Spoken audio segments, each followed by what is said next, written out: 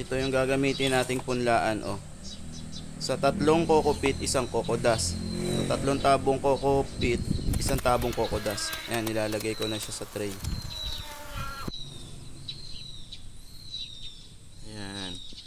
Ito na itsura nung binhin nating papaya.